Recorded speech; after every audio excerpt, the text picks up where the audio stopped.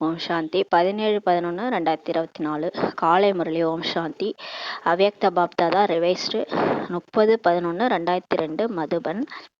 சிவத்தந்தைய பிரம்மா தந்தையோட உடல் அவதரிச்சு தாதி உடல்ல அவ்யக்தமான பிறகு தாதி உடல்ல சொன்ன முரளி இது வாரம் ஒரு முறை ஞாயிற்றுக்கிழமை மட்டும் வரும். இறை மாணவர், நம்மெல்லாம் இறை மாணவர், சிவத்தந்தையே பாடம் எடுக்க வந்திருக்கிறாரு. நம்ம ஆத்மா அபிமானி நிலையிலிருந்து மிக கவனமா இந்த முரளியை கேட்கலாம். பாபா சொல்றாங்க, இன்னைக்கு டைட்டில் கொடுக்குறாங்க, கைமாறு ரிட்டர்ன் என்ற வார்த்தையின் நினைவின் மூலம் சமமாகுங்கள். இப்ப பாபா நம்மளை கொண்டு போய் சொர்க்கத்திலே உட்கார வச்சாருல, அவருக்கு கைமாறு என்ன செய்யறோம், பதில் உதவி என்ன செய்யணும், அந்த வார்த்தையை ஞாபகம் வச்சுக்கிட்டு பாபாவுக்கு சமமாகுங்க, ஒன்றும் செய்வேனா, எனக்கு சமமாகுங்க, தூய்மையாகுங்கன்னு சொல்றாரு. என்னை நினைச்சு எனக்கு சமமாகுங்க, அதுதான் நீங்க எனக்கு செய்யற பதில் உதவின்றாரு. மற்றும் திரும்பும் பயணத்தின் நினைவு சுரூபமாக ஆகுங்கள். ரிட்டர்ன் ஜேர்னி, இப்ப திரும்பி போகக்கூடிய அந்த நினைவு சுரூபமா ஆகுங்க சொல்லி பாபா சொல்றாரு. இதுதான் அவருக்கு செய்யற கைமாறுன்னு சொல்லி சொல்றாரு. இன்று பாப்தாதா தனது நாலாபுறங்களிலும் உள்ள இதய சிம்மாசனதாரி, பிரிக்குட்டி சிம்மாசனதாரி, உலக ராஜ்ய சிம்மாசனதாரி, சுயராஜ்ய அதிகாரி குழந்தைகளை பார்த்து மகிழ்ச்சி அடைந்து கொண்டிருக்கிறார். பாபா வந்துட்டாரு. பாபா மீட்ல எல்லாரையும் எப்படி பாக்குறாரு, அவர் மனசுல உட்கார்ந்து இதய சிம்மாசனதாரி குழந்தைகளை, நெற்றி பூர்வத்துல பிரிக்குட்டி சிம்மாசனத்துல இருக்கிற குழந்தைகளை, உலக ராஜ்யத்தையே அடைய போற சிம்மாசனதாரி குழந்தைகளை, சுயராஜ்ய அதிகாரி, தன் சுயத்தையே அடக்கக்கூடியவங்க, மனசு புத்தி கர்மேந்திரங்களும் அவங்க கண்ட்ரோல்ல இருக்கக்கூடிய அதிகாரி குழந்தைகளை பாபா பார்த்து மகிழ்ச்சி அடைந்துட்டு இருக்கிறாரு. பரமாத்மாவின் இதய சிம்மாசனம் முழு கல்பத்திலும் செல்ல குழந்தைகளாகிய, தேடி கண்டெடுக்கப்பட்ட குழந்தைகளாகிய உங்களுக்கு இப்போது பிராப்தியாக கிடைக்கிறது. பாபா சொல்றாரு, முழு கல்பத்திலையும் நம்ம கடவுள் யாருன்னே தெரியாது, சங்கம யுகத்துல தான் நம்ம தெரிஞ்சுக்கிட்டோம். இப்போ அவரோட இதயத்துல நம்ம இடம் பிடிச்சிட்டோம். அவரோட இதய சிம்மாசனத்துல நம்ம அவரை தேடி கண்டெடுக்கப்பட்ட நம்ம குழந்தைகள் இப்போ அவரோட இதயத்துல நம்ம உட்கார்ந்துட்டு இருக்கோம். இப்போதான் அந்த இதய சிம்மாசனமே நமக்கு பிராப்தியாக கிடைக்குதுன்றாரு. பிரகுட்டி சிம்மாசனம் அனைத்து ஆத்மாக்களும் இருக்கிறது. எல்லா ஆத்மாக்களுக்கும் உடம்புல நெற்றி பூர்வம் கிடைச்சிருக்குது. அவங்க அந்த உடம்பு எடுத்து நடிக்கிறாங்க. நெற்றி பூர்வத்துல பிரிக்குட்டி சிம்மாசனம் இருக்கு, அது எல்லாருக்குமே கிடைச்சிருக்கு. ஆனா பாபாவுடைய இதயம் நமக்கு மட்டும் தான் கிடைச்சிருக்கின்றார். ஆனால் பரமாத்மாவின் இதய சிம்மாசனம் பிராமண ஆத்மாக்களை தவிர வேற யாருக்குமே பிராப்தியாக கிடைக்காது. யாரெல்லாம் பீக்கே ஆயிருக்காங்களோ அவங்களுக்கு மட்டும் தான் பாபாவுடைய இதய சிம்மாசனமே கிடைச்சிருக்கின்றார். அவரோட இதயத்துல ஒரு சிம்மாசனம் வச்சிருக்காரு, அதுல உட்கார்றதுக்கு நமக்கு தான் தகுதி இருக்குன்றாரு.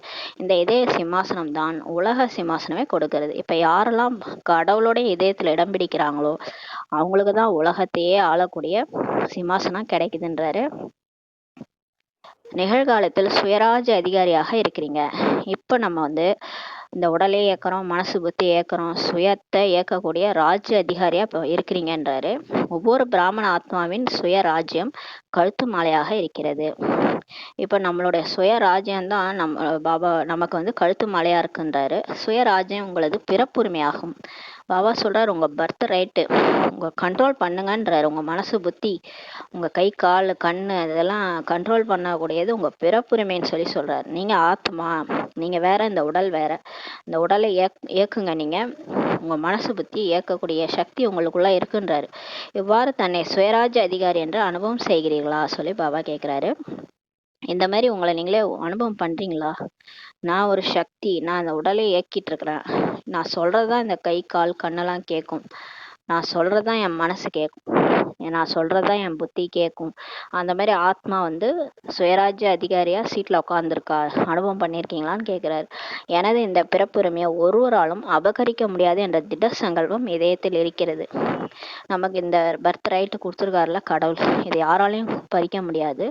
அந்த திட சங்கல்பம் நம்ம கிட்ட இருக்கு. கூடவே நான் பரமாத்மாவின் இதய சிம்மாசனதாரி என்ற ஒரு ஆன்மீக போதையும் இருக்கிறது. இப்ப நமக்கு நான் சுயராஜ்ய அதிகாரி அந்த போதை இருக்கு. இன்னொரு போதை என்னன்னா, நான் பரமாத்மாவுடைய இதயத்திலேயே உட்காரக்கூடியவன், இதய சிம்மாசனதாரி என்ற ஆன்மீக போதையும் உங்களுக்கு இருக்குது. மனித வாழ்க்கையில் உடலில் விசேஷமானதே இதயம்ட்டு தான் சொல்லியிருக்கிறாங்க இல்லையா. இதயம் இயங்குறதே நின்றுச்சுன்னா வாழ்க்கையே முடிஞ்சிரும்ட்டு சொல்றாங்க. ஆக ஆன்மீக வாழ்க்கையிலும் கூட இதய சிம்மாசனத்திற்கு அதிக மகத்துவம் இருக்கிறது சொல்லி பாபா சொல்றார். அதே மாதிரிதான் நீங்க அந்த ஆன்மீகத்துல இருக்கிறீங்க. இப்ப ஆன்மீக பிகே லைஃப்ல இதே சிம்மாசனத்துக்கு கூட அதிக மகத்துவம் இருக்குது. யார் இதே சிம்மாசனதாரியா இருக்கிறாங்களோ அந்த ஆத்மாக்கள் தான் உலகில் விசேஷ ஆத்மாக்கள் என்று கூறப்படுகின்றனர் சொல்லி பாபா சொல்றார். யார் பாபாவுடைய இதே சிம்மாசனத்துல இருக்கிறாங்களோ, பாபாவை சாட்டிஸ்ஃபை பண்றாங்களோ, அவங்க தான் உலகத்திலே விசேஷ ஆத்மாக்கள்ன்ட்டு சொல்லப்படுறாங்கன்றாரு. அந்த ஆத்மாக்கள் தான் பக்தர்களுக்கு மாலையின் மணி ரூபத்தில் நினைவு செய்யப்படுகின்றனர். யாரெல்லாம் இப்ப சிவனோட இதயத்துல இதே சிம்மாசனத்துல உட்கார்ந்துருக்காங்களோ, அதாவது பாபாவுக்கு எப்படி நம்மளை பிடிக்கும், நம்ம வந்து ஆத்மா நினைவுலே இருக்கிறோம், ஆத்மா அபிமானியா இருக்கிறோம், அவரோட சேவையே பண்ணிட்டு இருக்கணும், சோல் கான்சியஸ்லேயே இருக்கணும், மற்ற தேக அபிமானமோ தேக சம்பந்தப்பட்ட விஷயத்துல போகாம அவரையே நினச்சிக்கிட்டு, நேற்று சொன்னார்ல, நீங்க என்ன இப்ப லவ் மேரேஜ் பண்ணிருக்கிறீங்க, என்ன நினைக்காம உங்களுக்கு என்ன வேலைன்னு சொல்லி நேற்று கேட்டாரு. இதேதான் கேட்டிருந்தாரு அந்த முறையில. அப்ப வந்து அவரே நினைச்சுக்கிட்டு அவர் வேலையை செஞ்சுட்டு இருந்தோம்னா அவரோட இடத்துல நம்ம இடம் பிடிச்சிருவோம். அந்த மாதிரி யாரெல்லாம் இடம் பிடிச்சாங்களோ அவங்கதான் பக்தர்களுக்கு மாலையின் மணி ரூபத்துல நினைவு செய்யப்படுறாங்க. அந்த 108 மணி மாலையில வர்றவங்க எல்லாம் இப்ப யார் உருகி உருகி சிவனை நினைக்கிறாங்களோ அவங்கதான் அந்த 108 மாலையில வர்றாங்க. அந்த 108 மாலையில வர்றவங்க தான் பக்தர்கள் வந்து அந்த மாலையை உருட்டுறாங்க. அவ்வளோ கடவுளுடைய அந்த அன்புல உருகிவே அந்த மாலையை உருட்டுறாங்க. அந்த ஆத்மாக்கள் தான் கோடியில் சிலராகவும் சிலரிலும் சிலர்ன்ட்டு பாடப்படுகின்றனர் சொல்லி சொல்றாரு. யாரெல்லாம் அந்த மாதிரி இதே சிம்மாசனத்துல உட்காரக்கூடிய ஆத்மாக்களோ 108ல வரக்கூடியவங்களோ அவங்கதான் கோடியிலும் சிலர். இப்ப கோடி பேர் பிகேவா ஆகுறாங்க, 33 கோடி பேர் பிகேவா ஆகுறாங்க. அந்த கோடியிலும் சிலர், அந்த சிலரிலும் சிலர், கோடியில சிலர் தான் பாஸ் ஆகுறாங்க. 9 லட்சம் பேர், அந்த 9 லட்சத்துலயும் 108 பேர் தான் வந்து லட்சுமி நாராயணா ஆகுறாங்க. அந்த சிலரிலும் சிலர் என்று பாடப்படுகின்றனர் அப்படின்னு சொல்றாரு. அவர்கள் எல்லாம் யார் பாபா கேக்குறாரு. சரி, அந்த கோடியில சிலர் சிலரிலும் சிலர் பாடப்பட்டிருக்குல்ல, அது யாருன்னு சொல்லி கேக்குறாரு. அவர்கள்லாம் யார்? நீங்கள் தானே சொல்லி பாபா கேக்குறாரு. பாபா கேக்குறாரு, நீங்க தானே அது? பாண்டவர்களும் இருக்கிறீர்களா, தாய்மார்களும் இருக்கிறீர்களா? அதுல 108ல பாண்டவர்களும் பிரதர்ஸ் இருக்காங்க, தாய்மார்களும் இருக்கிறீங்களான்னு கேட்கிறாரு. கையசைச்சிட்டு இருக்கிறாங்க. எனவே தந்தை சொல்றாரு, ஹே செல்ல குழந்தைகளே, அவ்வப்போது இதே சிம்மாசனத்தை விட்டு விட்டு தேகம் என்ற மண் மீது இதயம் ஏன் செலுத்துகிறீர்கள்? இப்ப வந்துட்டாரு நம்மள்ட்ட சொல்றாரு, இதே சிம்மாசனத்துல உட்கார்றத விட்டு அடிக்கடி மண்ணுல ஏன் போய் விளையாடுறீங்க, தேகம் என்ற மண் மீது இதயத்தை ஏன் செலுத்துறீங்கன்னு சொல்லி கேக்குறாரு. எப்படி சொல்றாரு பாருங்க. ஆரம்பத்துல அப்படியே புகழ்ந்துட்டு 108 பேர் நீங்க தானே, வேற யாருன்னுட்டு இப்ப வந்து எதுக்கு மண்ணுல விளையாடுறீங்கன்னு சொல்லி கேக்குறாரு. தேகம் மண் அல்லவா, தேகம் மண்ணு தானே, இந்த தேகம் 5 தத்துவங்களால் ஆனது தானே, இந்த மண்ணுல இருந்து எடுக்கப்பட்டது தான் இந்த உடல், இந்த உடல் மண்ணோட மண்ணா கலந்துரும், அந்த மண்ணு மேல எதுக்கு புத்திய செலுத்துறீங்கன்றாரு. செல்லமான குழந்தைகள் ஒருபோதும் மண்ணில் கால் வைக்க மாட்டார்கள், சதா சிம்மாசனத்தில் மடியில் அல்லது அதீந்திய சுகம் என்ற ஊஞ்சலில் ஆடுவார்கள் சொல்றாரு பாருங்க. ஒரு அம்மா குழந்தைய குளிப்பாட்டி மடியிலே வச்சிருப்பாங்க, கீழே விட்டோம்னா அழுக்காயிரும்ட்டு. அந்த மாதிரி பாபா வந்து நம்மள செல்லமா வச்சிருக்காரு, ஒருபோதும் மண்ணில கால் வைக்க கூடாதுன்றாரு. குளிப்பாட்டி அழகா வச்சிருக்காரு, மண்ணுல கால் வைக்க கூடாதுன்றாரு. அதாவது தேகம் என்ற மண்ணுல இந்த இந்த உடம்ப நினைக்க கூடாது, உடம்பு சம்பந்தப்பட்ட விஷயங்கள்லாம் நினைக்காம ஆத்மா சோல் கான்சியஸ்ல இருக்கணும், சதா சிம்மாசனத்திலேயே உட்கார்ந்து இருக்கணும்ன்றாரு. மடியில அவரோட மடியில இருக்கணும், இல்லைன்னா அதீந்திரிய சுகம் என்ற ஊஞ்சல்ல ஆடுவாங்கன்றாரு. உங்களுக்கு பாப்தாதா விதவிதமான ஊஞ்சல் கொடுத்திருக்கிறாரு. என்னென்ன ஊஞ்சல் கொடுத்திருக்கிறாரு? சில நேரம் சுகம் என்ற ஊஞ்சல்ல ஆடுங்க, சில நேரம் குஷி என்ற ஊஞ்சல்ல ஆடுங்க, சில நேரம் ஆனந்தம் என்ற ஊஞ்சல் ஆடுங்கள் சொல்லி விதவிதமா ஊஞ்சல் கட்டி வச்சுக்கிறாரு பரந்தாமத்துல. எப்பெல்லாம் தோணுதோ அப்பெல்லாம் போய் பரந்தாமத்துல சுகம், பாபா சுக கடலா இருக்கிறாரு, அந்த சுக கடலை ஊஞ்சல் கட்டி வச்சிருக்காரு. சுகம் என்ற ஊஞ்சலை நான் ஆடிட்டு இருக்கேன் அப்படின்ட்டு நீங்க ஆடுங்கன்றாரு. யாராவது அந்த மாதிரி ஆட்டி விடுவாங்களா? பாபா சொல்றாரு, ஆடுங்க, விதவிதமா ஊஞ்சல் ஆடுங்க. ஆக இவ்வாறு போதை என்ற ஊஞ்சலில் ஆடிக்கொண்டிருக்கும் சிரேஷ்ட குழந்தைகளை பாப்தாதா இன்னைக்கு பார்த்துட்டு இருந்தாரு. ஆடிக்கொண்டிருக்கிறீர்களா, ஆடுகிறீர்களா சொல்லி கேட்கிறாரு. இப்ப ஆடிக்கிட்டு இருக்கிறீங்களா அப்படின்னு கேட்கிறாரு. மண்ணில் ஆடுவதில்லை தானே சொல்றாரு. நீங்க அடிக்கடி இந்த தேகன்ற மண்ணுக்கு போய் அதே நினைச்சிட்டு இருக்கிறீங்களான்னு சொல்லி கேட்கிறாரு. மண்ணில் கால் வைக்க வேண்டும் என்று எப்போதாவது இதயம் விரும்புகிறதா கேட்கிறாரு. ஊஞ்சல்ல தானே ஆடிட்டு இருக்கீங்க, கீழே போய் காலை வைக்கணும்னு மனசு விரும்புதா அப்படின்னு கேட்கிறாரு. ஏனெனில் 63 பிறவிகளாக நீங்க மண்ணுல தான் கால் வச்சிருந்தீங்கன்னு சொல்லி சொல்றாரு. நம்ம தேகன்ற மண்ணில் தான் 63 பிறவிகளா நம்ம மண்ணில் தான், அதாவது அந்த தேகம்தான் நானுன்னு நினச்சிட்டு வாழ்ந்துட்டு இருந்தோம். மண்ணில் தானே விளையாடுனீங்க, எனவே இப்போது மண்ணில் விளையாடுவதில்லை தானே சொல்லி கேட்குறாரு. இப்போ மண்ணில் விளையாடுறது தானே, இப்போ நீங்க ஆத்மான்ற புரிஞ்சிட்டீங்கல்ல, அப்போ பரந்தாமத்தில் வந்து ஊஞ்சல்ல ஆடுங்க, காலில் புத்தி என்ற காலை மண்ணில் வைக்காதீங்கன்றாரு. அவ்வப்போது மண்ணில் வைத்து விடுகிறீர்களா இல்லையா கேக்குறாரு. அடிக்கடி புத்தி போகுது தானே, உலக சம்பந்தப்பட்ட விஷயம், உலகத்துல இருக்கிற நம்மளுடைய பாடி கான்சியஸ் கூட இருக்கிறவங்க எல்லாரையும் நினைக்கிறது, அவ்வப்போது சென்று விடுகிறது சொல்லி பாபா சொல்றார். தேக உணர்வு என்ற மண்ணில் கால் வைத்து விடுகிறீர்கள். அடிக்கடி தேகம்தான் நானுன்ற உணர்வு வந்துடுது. இந்த தேகத்துக்கு ஏதாவது பிரச்சனைனா பயம் வந்துடுது, இந்த மாதிரிலாம் வந்துடுது இல்லையா, அது தேகம்னு நினச்சிக்கிறதுனால தான் அத மாதிரி பிரச்சனை எல்லாம் நமக்கு வருது. அடிக்கடி அந்த தேகன்ற மண்ணில் கால் வச்சிருந்தீங்க. தேக அபிமானம் என்பது மிக ஆழமான மண்ணில் வைப்பதாகும் சொல்றாரு. இந்த தேக அபிமானன்றது ரொம்ப ஆழம்ன்றாரு, அதை வெளியே எடுங்கன்றாரு. ஆக்சுவலா அது நம்ம கிடையவே கிடையாது. நம்ம ஆத்மா இந்த உடல்ல நெற்றி பூர்வத்துல ஒரு ஓரமா ஓரமா பிரெயினுக்கு மூளைக்கு நடுவுல இந்த உடம்புல ஒட்டாம தான் இருக்கு. ஆனா அது ஏன் நான் தான்ட்டு புரிஞ்சிட்டு இருக்கோம், அது நம்ம ஆத்மா தான். ஆனா இந்த தேகத்தை ஏன் நான் புரிஞ்சிட்டு இருக்கிறோம், அதுதான் ரொம்ப, அதை தான் பாபா போக்குறதுக்கு இப்ப வந்திருக்கிறாரு. இதை ஏன் நீங்க நினைச்சிட்டு இருக்கீங்க, இது நீங்களே கிடையாது, நீங்க ஆத்மா. இந்த உடம்புல எது வந்தா உங்களுக்கு என்ன, நீங்க பாபாட்ட வந்து சக்தி வாங்கி அந்த உடம்புல இருக்க பிரச்சனையெல்லாம் நீங்களே போக்குங்கன்றாரு. அப்ப நீங்க ஏன் பயப்படுறீங்கன்றாரு. இந்த தேகமே நீங்க கிடையாது, இந்த தேகன்ற மண்ணில் அடிக்கடி காலை வைக்காதீங்கன்னு சொல்லி சொல்றாரு. தேக உணர்வு என்றால் அதுவும் மண் தான் சொல்லி சொல்றாரு. சங்கமத்தின் நேரத்தில் எந்த அளவுக்கு அதிகமாக சிம்மாசனதாரியாக நீங்க இருப்பீங்களோ அந்த அளவுக்கு அரைக்கல்பம் சூரிய வம்சி ராஜ்யத்துல மற்றும் சந்திர வம்சி ராஜ்யத்திலையும் ராஜ்ய வம்சத்துல வருவீங்கன்றாரு. பாருங்க, நீங்க எவ்வளவு நேரம் இங்க நம்ம பாபாவோட இதே சிம்மாசனத்துல இருக்கிறோமோ, அதிக நேரம் பாபாவே நினைச்சுக்கிட்டு பாபா கூடவே இருக்கிறோமோ, அந்த அளவுக்கு நம்ம 21 பிறவிக்கு அடுத்த 2500 வருஷம் சூரிய வம்ச ராஜ்யத்திலையும் சந்திர வம்ச ராஜ்யத்திலையும் ராஜ வம்சத்துல பிறப்பெடுப்போன்றாரு. லட்சுமி நாராயணனா வருவோம், லட்சுமி நாராயணனோட குடும்பத்துல ஒருத்தவங்களா வருவோம், வருவீங்கன்றாரு. ஒருவேளை இப்போது சங்கமேகத்தில் அவ்வப்போது அப்பப்ப பாபா நினைக்கிறது, அப்பப்ப மறந்து போயிடுறது, அப்பப்ப சிம்மாசனதாரியா இருக்கிறீங்க. ஏனில் சூரிய வம்ச ராயல் குடும்பத்திலும் அவ்வளோ காலம்தான் இருப்பீங்கன்றாரு. அப்பப்ப இருந்தீங்கன்னா அப்ப சூரிய வம்ச ராயல் குடும்பத்திலையும் அப்ப அவ்வளோ காலம்தான் நீங்க வந்து பிறக்க முடியுன்றாரு. வரிசைப்படியாக சிம்மாசனதாரியாக வந்தாலும் கூட ராயல் குடும்பத்தில் ராஜ்ய வம்ச ஆத்மாக்களின் சம்பந்தத்தில் சதா இருப்பீங்கன்னு சொல்லி சொல்றாரு. எனவே சங்கமயுகத்தின் ஆரம்பத்துல இருந்து இன்று வரைக்கும் 10 ஆண்டுகள் ஆகியிருந்தாலும், இப்ப நம்ம வந்து பிகே ஆகி ஒரு 10 வருஷம் ஆயிருந்தாலும், 50 ஆண்டு ஆயிருந்தாலும் சரி, 66 ஆண்டு ஆகியிருந்தாலும் சரி, எப்போதுல இருந்து நீங்க பிகே ஆனீங்களோ அப்போதுல இருந்து இன்று வரைக்கும் எவ்வளவு காலம் நீங்க பாபாவுடைய இதே சிம்மாசனதாரி சுயராஜ்ய சிம்மாசனத்துல இருந்தேன் என்று செக் பண்ணுங்கன்றாரு.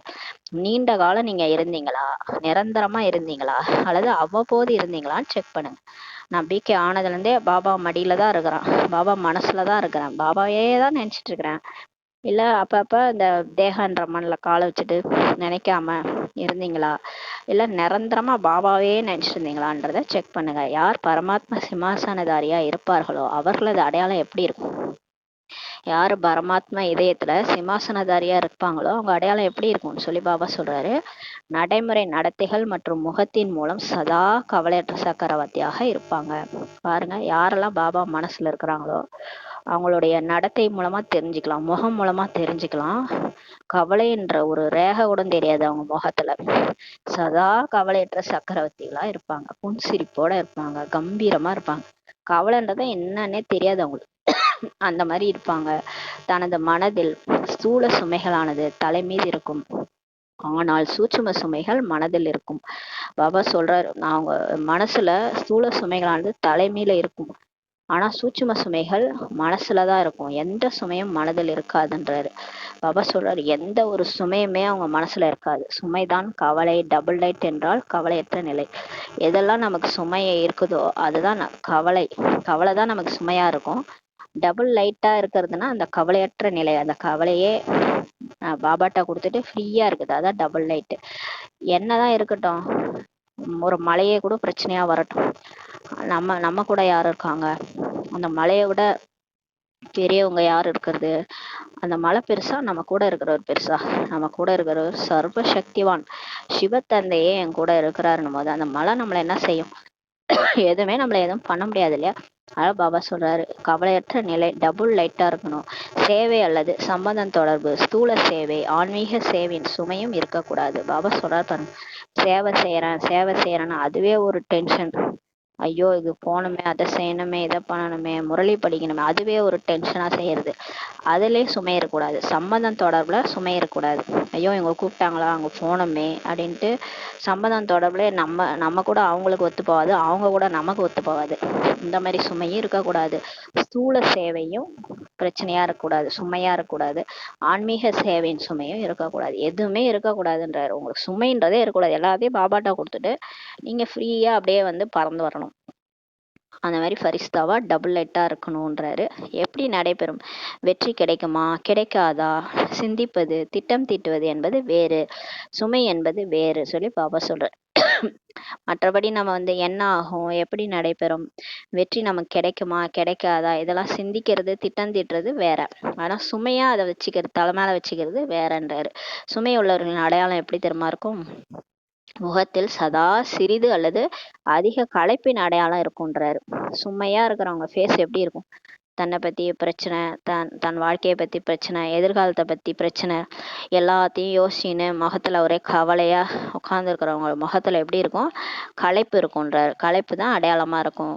கண்ணு கீழே ஒரு மாதிரி கருவளையம் இருக்கும். ஒரே கவலைன்ற தான் அவங்க முகத்துல ஓடும். அவங்க வந்து தலைமையில சுமையை அவங்களே வச்சுட்டு இருக்காங்கன்னு அர்த்தம். களைப்படைவது என்பது வேறு, களைப்பின் அடையாளம் இருப்பதும் சுமையின் அடையாளமாகும் சொல்றாரு.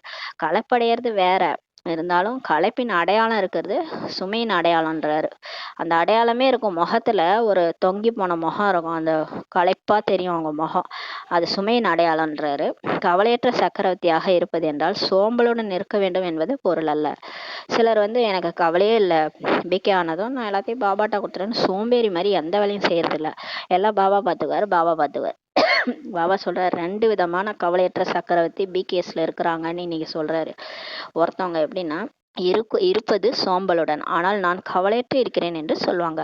ஆனா பிகே ஆயிட்டு நான் கவலை இல்லாம ஜாலியா இருக்கிறேன், எனக்கு பாபா இருக்கிறாரு, பாபா பார்த்துக்குவாருன்ட்டு சோம்பலா இருக்கிறது. சோம்பல் மிகவும் ஏமாற்றக்கூடியது சொல்லி பாபா சொல்றாரு.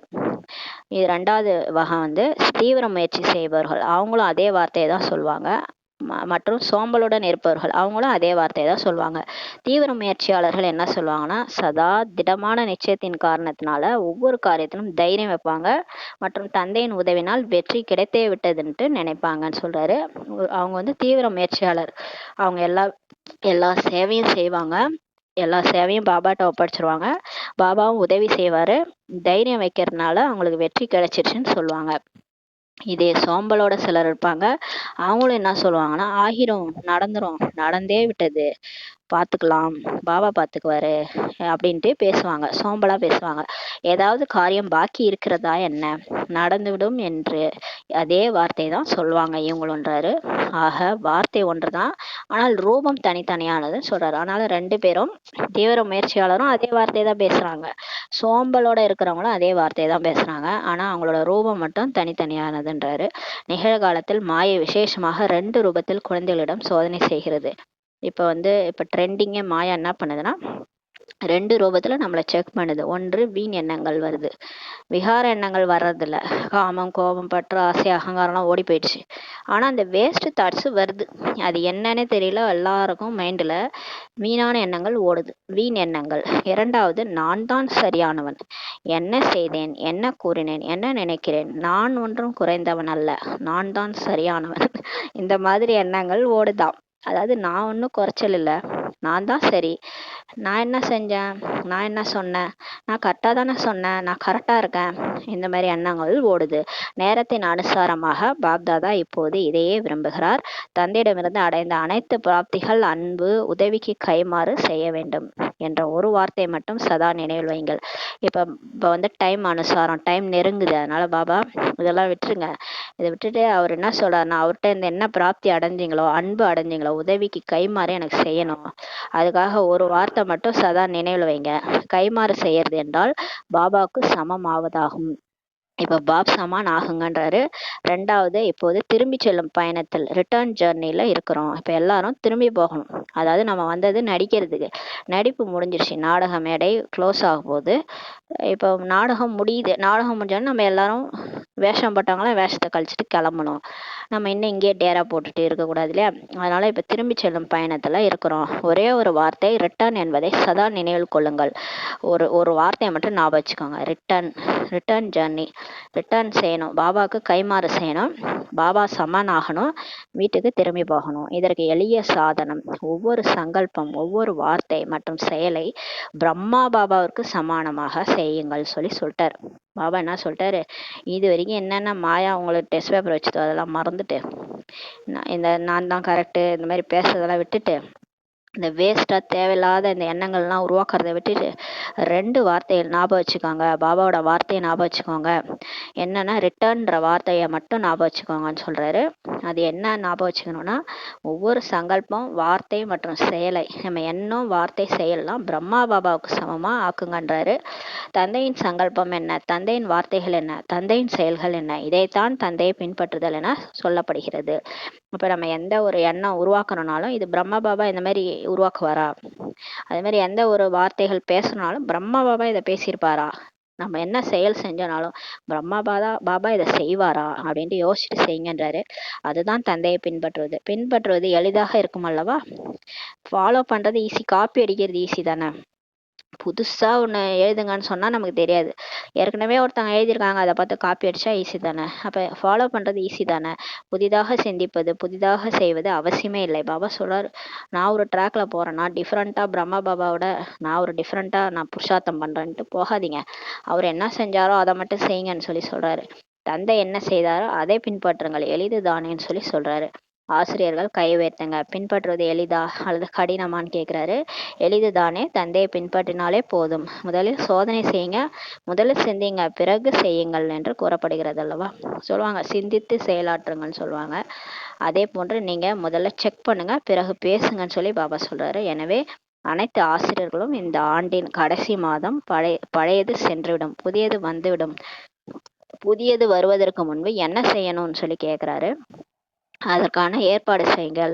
தந்தையின் அடியை தவிர வேறு யாருடைய அடி மீது அடி எடுத்து வைக்க மாட்டேன் என்ற சங்கல்பம் மட்டும் செய்யுங்க. இப்போ ஒரே ஒரு சங்கல்பம் செய்யுங்க, பிரம்மா பாபாவை தான் ஃபாலோ பண்ணுவேன், வேற யாருடைய அடியும் நான் ஃபாலோ பண்ண மாட்டேன்ட்டு முடிவு பண்ணுங்க. அடி மீது அடி வைத்தாலே போதும். அடி மீது அடி வைப்பது எளிது தானேன்னு பாபா கேட்குறாரு. ஆக புது ஆண்டிற்காக இப்போதுலேருந்தே திட்டம் உருவாக்குங்க. இப்போ நியூ இயர் வரப்போகுது இல்லையா? இப்போ பிரம்மா பாபா டேவும் வருது இல்லையா? ஜனவரி 18. அதுக்குள்ளார நீங்க ரெடி ஆகுங்க, திட்டம் உருவாக்குங்கன்றாரு. பிரம்மா பாபா சதா நிமித்தமாக மற்றும் பணிவாக இருந்தது போன்று நிமித்த உணர்வு மற்றும் பணிவுடன் இருக்க வேண்டும் சொல்றாரு. எப்படி பிரம்மா பாபா இருந்தார்? சாக்காரத்துல அவர் இருந்தார் இல்லையா? கருவியா இருந்தாரு, பணிவா நிரகங்காரியா இருந்தாரு. நிமித்த உணர்வு, தான் ஒரு கருவி, பாபா தான் எல்லாமே செய்பவர் சிவபாபா, நான் ஒரு கருவி அப்படின்ட்டு எல்லாரையும் முன்னிறுத்தினாரு. மற்றும் பணிவோட இருந்தார் இல்லையா? நான் நாராயண அப்படின்ற அந்த கெத்தையில இருந்தாரு. அவர் மனசுக்குள்ளார சுமானத்துல இருந்தாரு. ஆனா வெளியில நான் தான் நாராயண ஆக போறேன்னு எல்லாரையும் அப்படியே அதிகாரம் பண்ணிட்டு இருந்தாரா? நான் இல்லையா? பணிவோட இருந்தாரு. மற்றவங்கள மாத்தாஸ் தான் முன்னிறுத்தினார், மம்மாவும் முன்னிறுத்தினார். வெறும் நிமித்த உணர்வு மட்டுமல்ல, நிமித்த உணர்வின் கூடவே பணிவு இருக்கணும்னு சொல்றாரு. வெறும் கருவின்னு நினைச்சுக்கிறது மட்டும் கிடையாது, நான் கருவின்ற எண்ணத்தோட பணிவாகவும் இருக்கணும்ன்றாரு, அவசியமாகுன்றாரு. ஏனெனில் ஆசிரியர்கள் தான் நிமித்தமாக இருக்கிறீங்க அல்லவா சொல்றாரு. இங்க எல்லாருமே ஆசிரியர்கள் தான் கருவியா பாபா வச்சிருக்கிறாரு. எனவே சங்கல்பத்திலும் வார்த்தைகளிலும் மற்றும் சம்பந்தம் தொடர்பிலும் செயல்களிலும் ஒவ்வொரு வார்த்தையிலும் பணிவு இருக்கணும்னு பாபா சொல்றாரு. நம்ம என்ன எண்றீங்களோ, என்ன வார்த்தை பேசுறீங்களோ, உங்க சம்பந்தம் தொடர்புல செயல்ல எல்லாத்துலயுமே பணிவு இருக்கணும். யார் பணிவாக இருக்கிறாங்களோ அவர்களே நிமித்த உணர்வுடன் இருக்கிறாங்க. யார் பணிவா பேசுறாங்க, எல்லார்கிட்டயும் பணிவா அகங்காரம் இல்லாம இருக்கிறாங்களோ அவங்கதான் கருவி உணர்வோட, தான் ஒரு கருவின்ற உணர்வோட இருக்கிறாங்க. யார் பணிவாக இல்லையோ அவர்களிடம் மிக சூட்சுமத்தில் மகான் ரூபத்துல அபிமானம் இல்லைன்னா கூட அதனுடைய தாக்கம் கண்டிப்பா இருக்குன்றாரு. பணிவா இல்லைன்னா சூட்சமா ஒரு ஈகோ வந்துரும்ன்றாரு. ஒரு அபிமானம், இது என்னாலதான், நான் தான் இதை செய்யறேன், இது என்ன தவிர யாராலையும் இவ்வளோ அட்டகாசமா செய்ய முடியாது, என்னால மட்டும்தான் இதெல்லாம் முடியும் அப்படின்லாம் நமக்கு ஒரு அபிமானம் வந்து மனசுக்குள்ளார வந்துரும்ன்றாரு. அந்த தாக்கம் வந்து வந்துரும். தாக்கம் என்பது அபிமானத்தின் அம்சம் சொல்லி சொல்றாரு. மேலும் வார்த்தைகளில் சதா நிர்மலமான வார்த்தை இருக்கணும், இனிய வார்த்தை இருக்கணும். பேசுறது வந்து அந்த அதிகார தோரணையோட அப்படியெல்லாம் இருக்கக்கூடாது. அப்படியே இனிமையா இருக்கணும். அந்த அந்த பேசுறதே இன்னும் கொஞ்ச நேரம் பேச மாட்டாங்களா, இன்னும் கொஞ்ச நேரம் கேட்கலாமேன்னு தோணணும். இவங்க எப்படா வாய மூடுவாங்கன்ட்டு தோணக்கூடாது. அந்த மாதிரி நிர்மலமான இனிமையான வார்த்தைகளை பேசணும். சம்பந்தம் தொடர்பில் ஆத்ம ரூபத்தின் நினைவு இருக்கிறது எனில் சதா நிராகாரி மற்றும் அகங்காரமற்றவர்களாக இருக்கிறீங்கன்னு சொல்றாரு. இப்ப சம்பந்தம் தொடர்புல வரும்போது தான் பிரச்சனையே வரும். தனியா இருக்கும்போது பாபா நினைக்கும் போது ஒழுங்கா இருப்போம். ஏதாவது ஒரு 2-3 பேர் நம்ம கூட இருக்கும்போது அப்பதான் நமக்கு வந்து பிரச்சனையாகும். அதாவது பாபா சொல்றாரு, சம்பந்த தொடர்புல வரும்போது நான் ஆத்மா சோல் கான்சியஸ்ல இருக்கிறேன்னா அப்படின்னு செக் பண்ணுங்க. அப்படி இருந்தீங்கன்னா நீங்க எப்பயுமே சதா நிராகாரியாகவும் அகங்காரமற்றவராகவும் இருக்கிறீங்கன்னு சொல்லி சொல்றாரு. அப்ப யார் கூடயாவது நீங்க இருக்கும்போது ஆத்ம ரூபத்தின் நினைவு இருந்தா உங்களுக்கு பிரச்சனை இல்லைன்றார். பிரம்மா பாபாவின் கடைசி நாளின் வார்த்தையே நினைவு இருக்குதா உங்களுக்கு? கடைசியா பாபா ஜனவரி 18 அன்னைக்கு சரீரம் விடும்போது கடைசியா அவர் சொன்ன வார்த்தை நிராகாரி, நிர்விகாரி, அகங்காரி, இந்த 3 தான் சொன்னாரு. நிராகாரி, அகங்காரி அவங்க தான் நிர்விகாரி ஆக முடியும்னு சொல்லிட்டாரு. நல்லது, தந்தையை பின்பற்றுங்கள் சொல்லி பாபா சொல்றாரு. உறுதியாக இருக்கிறீர்கள் தானே சொல்லி பாபா கேட்கிறாரு. அடுத்த ஆண்டின் முக்கிய லட்சியத்தின் நினைவு 3 வார்த்தைகள் தான், நிராகாரி, அகங்காரி, நிர்விகாரி. அம்சமும் கூட கூடாது. இந்த விகாரத்துல அம்சம் கூட வரக்கூடாது. காமம், கோபம், பற்று, ஆசை, அகங்காரத்துல எனக்கு கோபம் வராது, ஆனா கொஞ்சம் சிறுசிறுப்பு இருக்கு, கொஞ்சம் வெறுப்பு இருக்கு அப்படிலாம் சொல்லக்கூடாது. இவங்கள பார்த்தா எனக்கு வெறுப்பா இருக்கு அப்படிலாம் சொல்லக்கூடாது. எல்லாமே அம்சம் கூட இருக்கக்கூடாதுன்றாரு. தூக்கம், சோம்பல், பயம், பதற்றம், கவலை, இது எல்லாமே அம்சம் தான். சில பேர் வந்து இதெல்லாம் வந்து விகாரம் இல்லைன்னு நினைச்சுக்கிறாங்க. அழுகிறது, எதுக்கு எடுத்தாலும் அப்படி சென்சிட்டிவ் ஆகிட்டு அழறது, இது எல்லாமே மாயையோட ரூபந்தான். மாயா தான் இது எல்லாமே. கடவுளுடைய குழந்தைகள் எப்படி இருப்பாங்க? கம்பீரமா இருப்பாங்க. அவங்க தோற்றமே எப்படி இருக்கும்? முக பொலிவா இருக்கும். தோற்றம் வந்து கம்பீரமா இருக்கும். பயப்பட மாட்டாங்க. சிம்ம வாகினியா இருப்பாங்க. எது நடந்தாலும் எப்படி இருப்பாங்க? அச்சல் அடோல், அதாவது ஆடாத அசையாத மகாவீர் மாதிரி இருப்பாங்க. அப்படிதான் இருக்கணும். அவங்க தான் வந்து நிர்விகாரி, உண்மையிலே நிராகாரி, அகங்காரி, நிர்விகாரி. இந்த கோபத்துல ஒரு அம்சம், இந்த பயம், பதற்றம், இந்த சோம்பேறித்தனம், இது எல்லாமே மாயோட ரூபம். பாபா சொல்றார், மேலோட்டமான ரூபங்கள் சரியாகிவிட்டது. மேலோட்டமா இந்த காமம் இல்லை, கோபம் இல்லை, கோபம்லாம் வர்றதில்ல, பெருசா கோபம்லாம் வர்றதில்ல. பாபா சொல்றாரு அதெல்லாம் பரவாயில்ல, பற்று இல்லை, ஆசை இல்லை, எதுவுமே இல்லை, எல்லையற்ற வைராக்கியம் வந்துருச்சு, எதை பார்த்தாலும் பிடிக்கல, பாபா மட்டும் தான் பிடிக்குது, எல்லாமே அதெல்லாம் பரவாயில்ல, அகங்காரமும் இல்லை, பணிவா இருக்கிறீங்க, ஓகே, இதெல்லாம் ஓகே தான், ஆனால் அம்சமும் இருக்கக்கூடாது. பாபா சொல்றாரு, பயப்படுறது, கவலைப்படுறது, அழறது, இது சோம்பேறித்தனமா இருக்கிறது, இது எல்லாமும் அம்சம்தான். அம்சம் சிடுசிடுப்பு, கடுக்கடுப்பு, சீன்றது, இதெல்லாம் வந்து சின்ன சின்ன அம்சம்லாம் வந்து விகாரத்தினுடைய தான். இது கூட இருக்கக்கூடாதுன்னு சொல்லி சொல்றாரு. ஏனெனில் அம்சமும் ஏமாற்றி விடுகிறது. இந்த அம்சம் என்ன பண்ணும்? வம்சத்தையே கூட்டின்னு வந்துரும்னு சொல்லியிருக்காரு பாபா ஒரு முறையில. இந்த அம்சம் பார்த்தா இது அம்சம் தானே, கொஞ்சம் தானே, போயிடும் அப்படின்னு நினைச்சிட்டு இருந்தோன்னா அது போய் வம்சத்தையே கூட்டின்னு வந்துரும்ன்றாரு. அது அப்படியே முளைச்சி திரும்ப கோபப்படுற மாதிரி ஆக்கிடும், திரும்ப பெருசா எல்லாத்தையும் கொண்டு வந்துரும்ன்றாரு. தேக அபிமானத்துல அகங்காரத்துல கொண்டு போய் விட்டுட்டோம், அதனால ஏமாற்றிட்டோன்றாரு. தந்தையை பின்பற்றுவது என்றால் இந்த 3 வார்த்தைகளை சதா நினைவில் வைத்துக் கொள்வதாகும் சொல்லி பாபா சொல்றாங்க. நல்லது. இரட்டை அயல்நாட்டினர் எழுந்து கொள்ளுங்கள். நல்ல குழு வந்திருக்கிறீங்க. இரட்டை அயல்நாட்டினர் ஒரு விஷயத்தை பார்க்கும்போது பாபாவுக்கு குஷி வருதான், பாப்தாதாவுக்கு. அது என்ன என்பதை பார்த்து அறிவீர்களா? தூர தேசத்துல இருந்து வருகிறீங்க, வெளிநாட்டுல இருந்து வந்திருக்காங்க. இந்த மாதம் செல்ல வேண்டும் என்ற கட்டளை கிடைத்ததும் வந்துட்டீங்க. எப்படியாவது முயற்சி செய்து மிகப்பெரிய குழு இங்க வந்து சேர்ந்துட்டீங்க. ஜானகி தாதி கட்டளை சரியாக ஏற்றுக்கிறீங்க அல்லவா சொல்றாரு. அதற்கும் வாழ்த்துக்கள். பாப்தாதா ஒவ்வொருவரையும் பார்த்துக்கிட்டு இருக்கிறாரு, திருஷ்டி கொடுத்துட்டு இருக்கிறாரு. மேடைக்கு சென்றால் தான் திருஷ்டி கிடைக்கிறதுலாம் கிடையாது, தொலைவில் உட்கார்ந்துருந்தா கூட மிக நன்றாக தென்பட்டு கொண்டிருக்கிறீங்கன்னு சொல்லி சொல்றாரு. பாபா எல்லாரையும் பாக்குறாரு. மதுபன்ல இருந்து அவரோட பார்வை அவருடைய குழந்தைகள் மேலதான் போகுது. அவர் என்ன சொல்றாரு? நான் மதுபானில் இருந்தால் மட்டும் கிடையாது, எங்கெங்க வெளியிலேருந்து கவனிச்சிட்டு இருந்துக்கிறீங்களோ, எனக்கு எதிர்காலத்தில் ஆக போகிற பிகே குழந்தைகளை கூட அவர் பார்க்குறேன்னு சொல்லியிருப்பார் ஒரு முரளியில். இன்னும் பிகேவே ஆகலை, அவங்கள கூட பாபா பார்வையை பார்த்துட்டு இருக்கேன்னு சொல்லுவார். அந்த மாதிரி பாபாவோட பார்வை எல்லா குழந்தைகள் மீதையும் போகுது. மேடைக்கு போனாதான் கிடைக்கும்லாம் கிடையாது. சிலர் அடிச்சு பிடிச்சிக்கின்னு பாபாவை மேடையில போய் பார்க்கணுன்ட்டு போவாங்க. அதெல்லாம் தேவையில்லை. எங்க உட்காந்தாலும் அவரோட பார்வை நம்ம மேலதான் இருக்கு. இரட்டை அயல்நாட்டினர் சரி பாபா என்ற பாடத்தை நன்றாக படிச்சிருக்கீங்க. இரட்டை அயல்நாட்டினர் ஹாஞ்சி பாபா, எது சொன்னாலும் சரி பாபான்னு சொல்லி சொல்லுவாங்க. பாப் தாதாவிற்கு இரட்டை அயல்நாட்டர்கள் மீது அன்பு இருக்கவே செய்கிறது சொல்லி பாபா சொல்றாரு. மேலும் பெருமை இருக்குதான் அவங்க மேல. ஏனெனில் உலகின் மூலை முடுக்கில் செய்தி கொண்டு செல்வதற்கு இரட்டை அயல்நாட்டினர் நிமித்தமா இருக்கிறாங்கன்னு சொல்லி சொல்றாரு.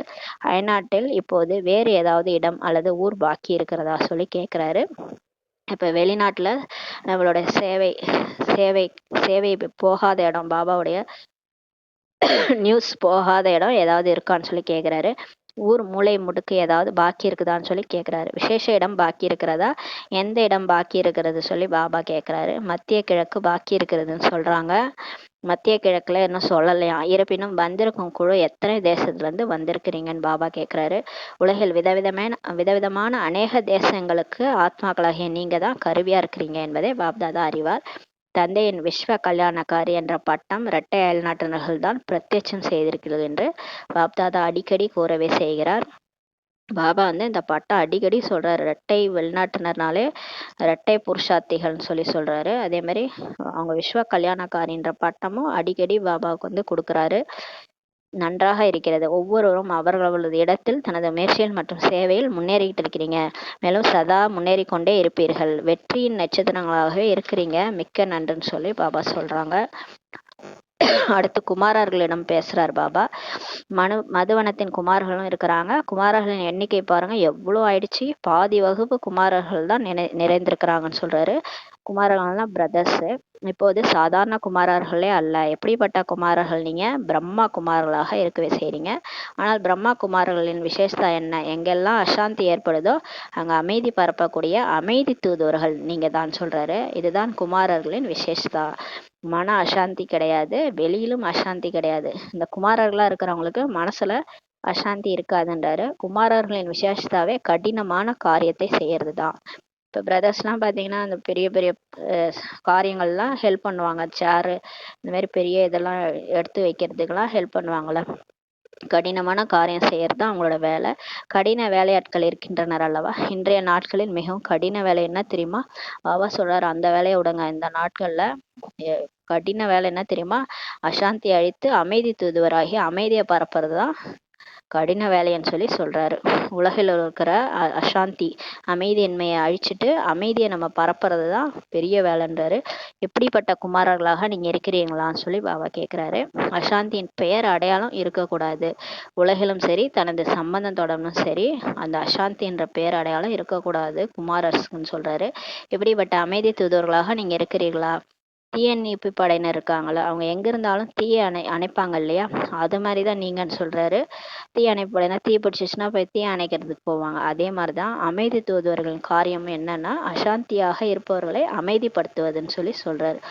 அவங்க தீ அணைக்கிறாங்க, நம்ம அந்த கோபத்தை அணைக்கிறோம். அசாந்தியை அணைக்கிற தீ அணைப்பு படையினரா நம்ம இருக்கிறோம். அசாந்தி என்ற தீயை அணைப்பவர்கள் அமைதி தூதுவர்களா இருக்கிறீங்கன்னு சொல்லி பிரதர்ஸ் சொல்றாரு.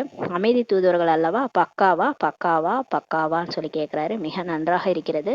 பாப்தாதா இவ்வளவு குமாரர்களை பார்த்து குஷி அடைகிறாராம். முன்பே பாப்தாதா திட்டம் சொல்லியிருந்தாராம்.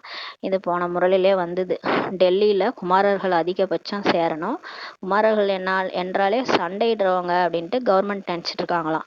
அதனால குமாரர்களை பார்த்து கவர்மெண்ட் பயப்படுறாங்களாம். இவ்வாறு பயப்படக்கூடிய அரசாங்கம் ஒவ்வொரு பிரம்ம குமாரரையும் என்ன சொல்லுவாங்களாம்? அமைதி தூதுவர் என்ற பட்டத்துடன் வரவேற்பு கொடுக்கணும். அந்த காலமும் வரணுன்றாரு. அதுதான் குமாரர்களின் அதிசயமாகும் சொல்றாரு. பிரம்ம குமாரர்கள் அமைதி தூதுவர்கள் என்பது முழு உலகத்திற்கும் முத்திரை பதித்திட வேண்டும் சொல்லி பாபா சொல்றாரு. முடியும் தானே? டெல்லியில் செய்ய வேண்டும் தானே? அல்லது தாதிகள் செய்வாங்களா? ஒரு குழுவில் இவ்வளவு குமாரர்கள் இருக்கின்றனர் எனில் அனைத்து குழுவிலும் எத்தனை குமாரர்கள் இருப்பாங்கன்னு சொல்லி கேட்கிறாரு. இப்பயே பாருங்க எவ்வளவு பேர் வந்திருக்காங்க. ஒரு குழுல இவ்வளவு பேர் இருக்காங்கன்னா அப்ப உலகம் முழுக்க எவ்வளவு பேர் இருப்பாங்கன்னு சொல்லி கேட்கிறாரு. ஏறத்தாழ 1,00,000 குமார்கள் இருப்பாங்கன்னு சொல்லி சொல்றாங்க. ஆக குமாரர்கள் அதிசயம் செய்யுங்க, அதிசயம் செஞ்சு காட்டுங்கன்றாரு. அரசாங்கம் குமாரர்களை பற்றி தலைகீழாக நினைப்பதை இப்ப மாற்றி காட்டுங்க. இப்ப கவர்மெண்ட் என்ன நினைச்சிட்டு இருக்காங்க, இந்த இளைஞர்கள் கூட்டம் ஏதாவது ஒரு பிரச்சனை போராட்டம்னா ஒரு பிரச்சனை பண்றாங்க அப்படின்னு தலைகீழா நினைச்சிட்டு இருக்காங்க. ஆனா பாபா சொல்றாரு, இந்த பிரம்மகுமாரர் ஆகிய இளைஞர்களை எப்படிப்பட்டவங்க, அவங்க அமைதி தூதுவர்கள் அப்படின்ட்டு சொல்லணும், உங்களுக்கு பட்டம் கொடுக்கணும்ன்றாரு. ஆனால் மனதிலும் அசாந்தி கூடாது, கூட இருப்பவர்களிடத்திலும் அசாந்தி கூடாது. பாபா சொல்றாரு, ஆனா நீங்க எப்படி மாறணும்னா உங்க மனசுலயும் அசாந்தி இருக்கக்கூடாது, நீங்க கூட இருக்கிறவங்கள்ட்டையும் அசாந்தியா நடந்து கூடாது, மற்றும் தான் இருக்கும் இடத்துலயும் அசாந்தி இருக்கக்கூடாது, தனது ஊரிலும் கூட அசாந்தி இருக்கு, நீங்க எங்க இருக்கிறீங்களோ அங்க அசாந்தியே இருக்கக்கூடாது. குமாரர்களின் முகத்தில் பலகை வைக்க வேண்டிய அவசியமே இல்லை. இப்ப குமாரர்களுக்கெல்லாம் பேட்ச் குத்த வேண்டிய அவசியமே இல்லையா, பிகேன்ட்டு முகத்திலே தெரியுமா, முகத்துல பலக மாட்டணும்னு அவசியம் இல்லையா, ஆனால் நெற்றில் தானாகவே இவர்கள் அமைதி தூதுவர்கள் என்ற அனுபவம் ஏற்படணும்னு சொல்றாரு. பாருங்களேன், பிகே ஆயிருக்கிற பிகே குமார்களுடைய முகத்துல நெற்றியில அமைதி தூதுவர்கள்ன்ற அனுபவம் எல்லாருக்கும் ஏற்படணும், அந்த அளவுக்கு உங்க முகம் பிரகாசமா இருக்கணும், சரிதானேன்னு பாபா சொல்றாரு. குமாரிகள் அடுத்து குமாரி சிஸ்டர்ஸ்ட வராரு. குமாரிகளும் அதிகம் இருக்கிறாங்க. அனைத்து குமாரிகளின் லட்சியம் என்னன்னு கேக்குறாரு. வேலை செய்ய வேண்டுமா அல்லது உலக சேவை செய்ய வேண்டுமா? இப்ப நீங்க குமாரிகள் வேலைக்கு போக போறீங்களா இல்ல இந்த உலக சேவை செய்ய போறீங்களான்னு கேக்குறாரு. தலையில் கிரீடம் அணிந்து கொள்ள வேண்டுமா அல்லது கூடை வைத்து கொள்ள வேண்டுமான்னு கேக்குறாரு பாபா. பாபா எப்படி கேக்குறாரு, நீங்க உலக சேவை பண்ணீங்கன்னா உங்களுக்கு ராஜ்ய கிரீடம் கிடைக்கும், நீங்க இந்த சாதாரண சேவை வீட்டு வேலை அந்த வேலைக்கு போனீங்கன்னா உங்க தலையில சுமை என்ற கூடை தான் வச்சிருப்பீங்கன்றாரு. என்ன வைத்து கொள்ள வேண்டும் கேக்குறாரு. அனைத்து குமாரிகளும் கருணை உள்ளமுடையவர்களாக ஆக வேண்டும் சொல்றாரு. இப்ப நீங்க மாதாஸ் சரி சிஸ்டர்ஸும் சரி கருணை உள்ளமுடையவர்களா ஆகணும், உலக ஆத்மாக்களுக்கு நன்மை ஏற்பட வேண்டும், 21 குலத்தை முன்னேற்றக்கூடியவர் என்ற குமாரிகளுக்கு மகிமை பாடப்பட்டிருக்கிறது. ஒரு வீட்டுல ஒரு பெண்ணு பிறந்தா என்ன சொல்லுவாங்கன்னா, ஒரு பெண் 21 குலத்தை தழைக்க செய்பவள்னு சொல்லுவாங்க ஒரு பெண் குழந்தை பிறந்தா. அத பாபா சொல்றாரு. ஆக அரை கல்பம் 21 குலம் ஆகிவிடும் சொல்றாரு. 2500 வருஷம் 21 பிறவி நீங்க எடுக்க போறீங்க, 21 குலம் உருவாகிடும். அப்படிப்பட்ட குமாரிகளாக நீங்க இருக்கிறீங்களா, கருணை மனம் வச்சு இந்த சேவை செய்யுங்கன்றாரு. 21 குலத்திற்கு நன்மை செய்பவர்கள் கையை உயர்த்துங்கன்னு பாபா சொல்றாரு. ஒரு குடும்பத்தினருக்கு அல்ல, ஒரு ஃபேமிலியை மட்டும் உருவாக்குவீங்களா, 21 குடும்பங்களுக்கு செய்வீங்களான்னு கேட்கிறாரு. உங்களது பெயர்கள் குறிக்கப்படும், பிறகு நீங்கள் கருணை உள்ளத்துடன் இருக்கிறீர்களா அல்லது ஏதாவது கணக்கு வழக்குடன் இருக்கிறீர்களா பார்க்கப்படும் சொல்றார் பாபா. இப்ப பேர் குறிச்சு வச்சுக்கிறாராம். அப்புறமா அவர் செக் பண்ணுவாராம், கருணை உள்ளத்தோடு நம்ம இருக்கிறோமா இல்லை ஏதாவது கணக்கு வழக்கோட போராடிட்டு இருக்கிறோமான்ட்டு பார்ப்பாராம். இப்போது நேரத்திற்கு முன்பாகவே தயாராகி விடுங்கள் என்ற நேரம் எச்சரித்து கொண்டிருக்கிறது. இப்போ டைம் வந்துருச்சு, விநாசம் எப்போனாலும் நடக்கும், அந்த மாதிரி ரெடியா இருக்கு. ஆனால் நமக்காக வெயிட் பண்ணிட்டு இருக்கு. பாபா சொல்றாரு, நீங்க அதுக்கு முன்னாடி கர்மாதீத் ஆயிடுவீங்களா இல்லை நேரம் எச்சரிச்சிட்டு இருக்கு உங்களுக்கு, அதுக்கு முன்னாடியே கர்மாதீத் ஆயிடுவீங்களான்னு கேட்கிறாரு. நேரத்தை பார்த்து கொண்டே இருந்தீர்கள் எனில் நேரமும் கடந்துவிடும். டைம் வரட்டும், விநாசம் வரட்டும், இன்னும் கொஞ்சம் டைம் இருக்கு, பொறுமையா புருஷார்த்தம் பண்ணலாம்னு நினைச்சிட்டு இருக்கீங்களா, அப்படி பார்த்தீங்கன்னா டைம் போயிடும்ன்றாரு. ஆகையால் நாம் அனைவரும் இப்ப விஸ்வ கல்யாணி கருணை உள்ளம் உடைய தந்தையின் குழந்தைகள், கருணை உள்ளம் உடையவர்கள் என்ற லட்சியம் வையுங்கள் சொல்றாரு. சரிதானே, கருணை உள்ளம் உடையவர்கள் தானே நீங்க, இன்னும் கருணை உள்ளம் உடையவர்களாக ஆகுங்கள். ஏற்கனவே மாதாசு குமாரிகள்னா ஒரே அவங்க மைண்ட் சாஃப்ட் நேச்சரா இருப்பாங்க, கருணை மனப்பான்மை அதிகமா இருக்கும். இன்னும் இப்ப கருணை உள்ளம் உடையவர்களா ஆகுங்கன்னு சொல்றாரு. இன்னும் தீவிர வேகமுடையவர்களாக ஆகுங்கள், இன்னும் தீவிர வேகத்தோட புருஷார்த்தம் பண்ணுங்க. குமாரிகளுக்கு எளிதாகவே தந்தையின் சிம்மாசனம் கிடைக்கிறது. பாபா சிஸ்டர்ஸ் தலை மேல தூக்கி வச்சுக்குவாரு, இதயத்துல ஈஸியா சிம்மாசனம் கிடைக்குதுன்றாரு.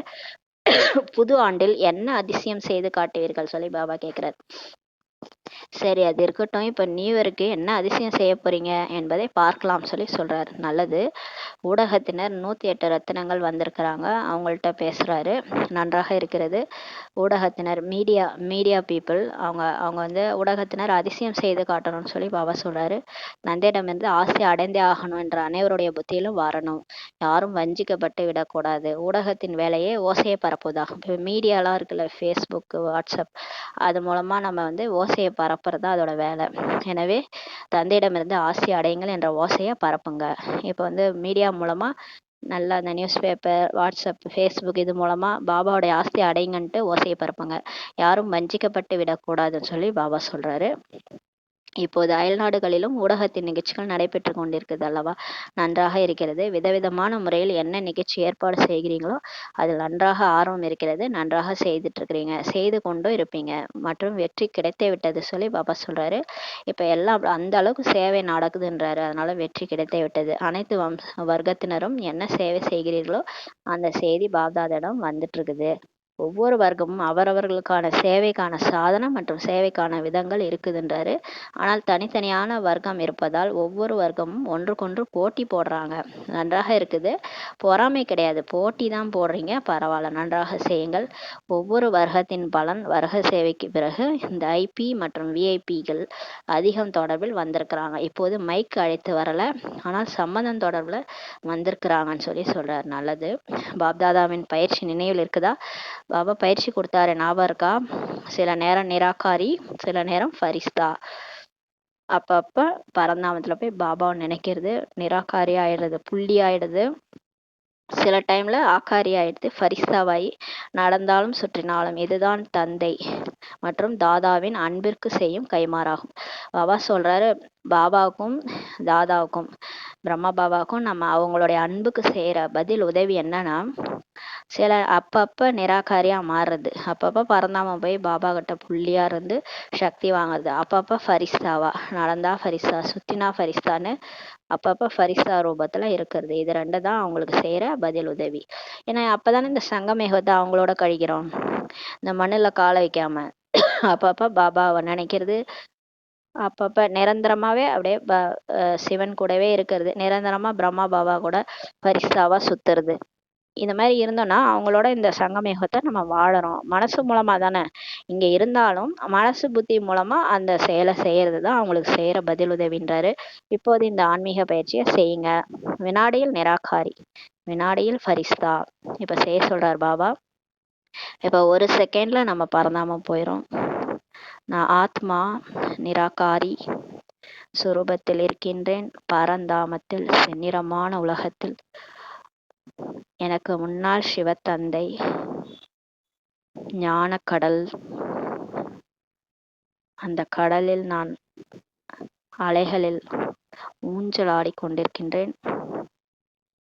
ஆஹா, எவ்வளவு ஆனந்தம், சக்தி, சுகம், அமைதி எனக்குள் நிரம்புகின்றது. இந்த நிராகார அனுபவம் மனதிற்கு மிகவும் இனிமையாக இருக்கின்றது. எந்த சுமையும் இல்லை. கவலையற்ற மகாராஜாவாக பாபாவுக்கு பக்கத்தில் இருக்கின்றேன். அடுத்து ஒரு செகண்டில் ஃபரிஸ்தா. உடனே நான் ஆத்மா ஃபரிஸ்தா உடலில் அவதரித்து சூட்சுமலோகத்தில் பாப் தாதாவுக்கு எதிரில் நிற்கின்றேன். பாபா எனக்கு திருஷ்டி கொடுக்கின்றார். அவரது திருஷ்டி பட்டவுடனே சக்திசாலியாக உணர்கின்றேன். பாபா என்னை மடியில் அமர்த்தி கொள்கின்றார். எவ்வளவு ஆனந்த அலௌகிக அனுபவம் இது. நல்லது. முழு நாளும் நடந்தாலும் சுற்றினாலும் தந்தையின் இந்த பயிற்சியை எளிதாக நினைவு ஏற்படுத்தும் சொல்றாரு. இந்த மாதிரி செஞ்சீங்கன்னா இந்த பயிற்சி உங்களை பாபா செய்ய வச்சாருன்றத நினைவு உங்களுக்கு ஏற்படுத்துன்றாரு. நாலாபுறங்களில் உள்ள குழந்தைகளின் நினைவு பாப்தாதாயிடம் வந்து சேர்கிறது. என்னுடைய நினைவு கொடுங்கள், என்னுடைய நினைவு கொடுங்கள் என்று ஒவ்வொரு குழந்தையும் நினைக்கிறாங்க. நாலாபுறமும் இப்ப குழந்தைகள் பாப்தாட்ட வருதான்.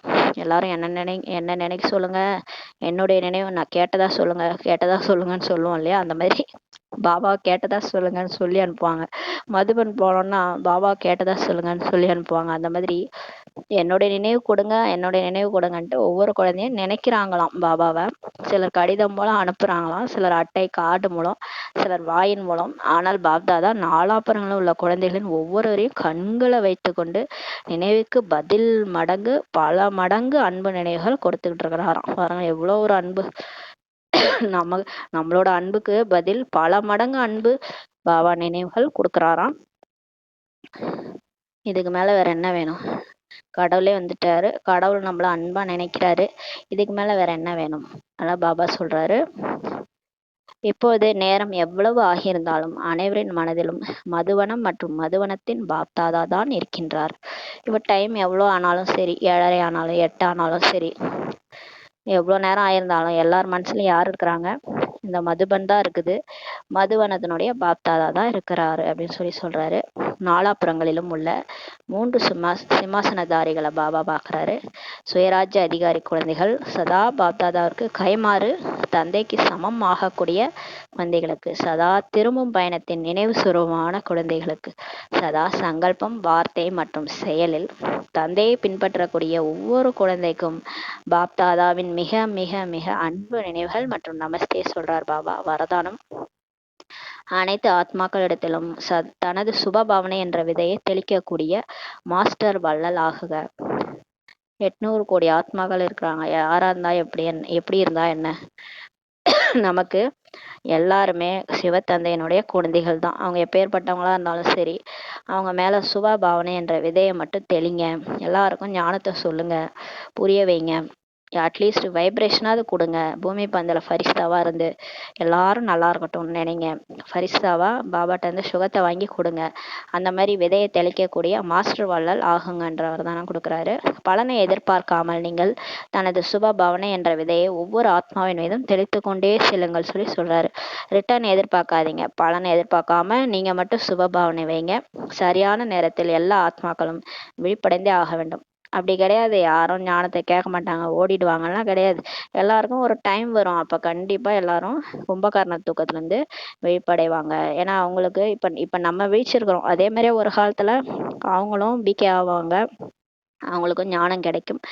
அவங்களுக்கு அந்த மாதிரி ஒரு நேரம் வரும்ன்றாரு. அந்த டைம்ல அவங்க விழிப்படைவாங்கன்றார். ஒருவர் எதிர்ப்பு செய்தாலும் கூட நீங்கள் கருணை உணர்வை விட்டுவிடக்கூடாது. சிலர் என்ன இதெல்லாம் கேட்க மாட்டாங்க, எதிர்ப்பு பண்ணுவாங்க நமக்கு. அந்த மாதிரி எதிர்ப்பு செஞ்சாலும் நீங்க கருணை உணர்வை விட்டுடாதீங்க. இந்த எதிர்ப்பு அவமதிப்பு உரம் போன்று வேலை செய்யும். நம்மளை அசிங்கப்படுத்துறாங்க, நம்மளை அவமதிக்கிறாங்க, இதெல்லாம் பிரம்மா பாபாவே சந்திச்சிருக்காரு. அப்ப நமக்கு மட்டும் வராதான்? எல்லாருக்கும் வரும். வந்தாலும் அது உரம் மாதிரி உங்களுக்கு வேலை செய்யன்றாரு. நல்ல பலனை தான் உருவாக்கும். உங்களை எந்த அளவுக்கு எதிர்ப்பு அந்த அளவுக்கு பதவின்றாரு. எவ்வளவு அவமதிப்பார்களோ அந்த அளவுக்கு உங்களுக்கு மகிமைப்பாடுவார்கள். இன்னைக்கு யாரெல்லாம் உங்களை திட்டுறாங்களோ, பிகே வாகி நம்மளை யாரெல்லாம் பின்னாடி திட்டுறாங்க முன்னாடி திட்டுறாங்களோ எல்லாரும் பின்னாடி நம்மளுக்கு மகிமை பாடுவாங்கன்னு சொல்றாரு. ஆகையால் ஒவ்வொரு ஆத்மாவிற்கும் தனது விருத்தி மூலம், அதனால எல்லாருக்குமே எல்லா ஆத்மாவும் அது யாரா இருந்தாலும் சரி, நமக்கு தொந்தரவு செய்யறவங்களா இருந்தாலும் சரி, நம்மளை புகழறவங்களா இருந்தாலும் சரி, நம்ம இகழறவங்களா இருந்தாலும் சரி, நம்ம பக்கத்து வீட்டுல இருந்தாலும் சரி, எதிர் வீட்டுல இருந்தாலும் சரி, இல்ல உலகத்துல ஏதோ ஒரு மூலையில இருந்தாலும் சரி, யாரா இருந்தாலும் சரி, தனது விருத்தி மூலம், நம்மளுடைய உள்ளுணர்வு மூலம், அதிர்வலைகள் வைப்ரேஷன்ஸ் மூலம் நீங்க உங்க உள் மனசுல இருந்து ஆழ் மனசுல இருந்து நல்லதே நினைங்கன்றார் பாபா. அதிர்வலைகள் மூலம், வார்த்தைகளின் மூலம், உங்க வார்த்தைகள் மூலமா கூட நீங்க என்ன கொடுக்கணும், மாஸ்டர் வள்ளலாகி கொடுத்துக்கிட்டே இருங்கன்னு சொல்றாரு. கொடுத்து கொண்டே செல்லுங்கள். அவங்கதான் தேவதை ஆக முடியும். மாஸ்டர் வள்ளல், வள்ளலுடைய குழந்தைகள் மாஸ்டர் வள்ளல். நீங்க எதையும் கொடுத்துட்டு தான் இருக்கணும். உள்ளுணர்வுலையும் சரி, வார்த்தைகளையும் சரி, ஏதாவது ஒண்ணு கொடுத்துட்டே இருங்கன்னு பாபா சொல்றாங்க. ஸ்லோகன்: சதா அன்பு, சுகம், அமைதி மற்றும் ஆனந்தத்தின் கடலில் மூழ்கியிருக்கும் குழந்தைகள் தான் உண்மையான தபஸ்விகள். பாபா சொல்றார், அடிக்கடி அப்பப்ப எப்பவுமே பாபாவோட அன்புல மூழ்கி சுகத்தின் அப்பப்ப அன்பு கடல்ல மூழ்கிறது. அப்ப சுகம்ல பாபா சுக கடல், அந்த சுக கடல்ல மூழ்கிறது. அமைதி கடலா இருக்கிறார் பாபா. அமைதி கடல்ல அவர் நினைவுலே இருந்தனா நம்மளும் அந்த மாஸ்டர் அமைதி கடலா ஆயிடுவோம். நமக்கும் அமைதி அப்படி நிரம்பும். அப்பப்ப அமைதி கடல் மற்றும் ஆனந்தத்தின் கடல். அதனாலதான் பாபா விதவிதமா இருக்கிறாரு இல்லையா. ஒரே மாதிரி இருந்தா போர் அடிக்குன்னு பாபா விதவிதமான குணங்கள்ல கடலா இருக்கிறாரு. அப்பப்ப போய் அதுல மூழ்கிருங்கன்றாரு. அந்த மாதிரி யார் மூழ்கி இருக்கும் குழந்தைகளோ அவங்கதான் உண்மையான தபஸ்விகள் பாபா சொல்றாங்க. ஓம் சாந்தி. நன்றி பாபா, நன்றி ராம்.